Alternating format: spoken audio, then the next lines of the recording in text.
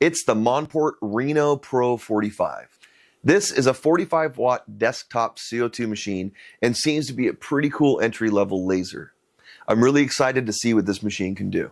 I've also got a Monport Mega Laser on the way as well, which should be arriving in the next few weeks or so. The Mega should give the Xtool P2 a run for its money, so make sure you're subscribed so you don't miss out on anything.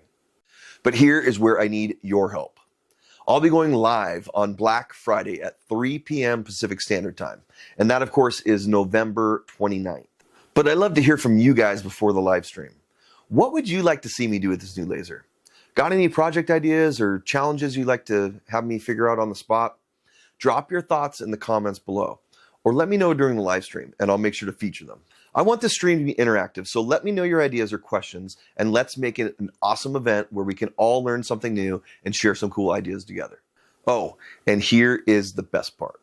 I'll be giving away a free Reno 45 desktop laser live to one lucky winner during the stream. You're not going to want to miss this one, that's for sure. So yeah, it's been a pretty jam-packed month.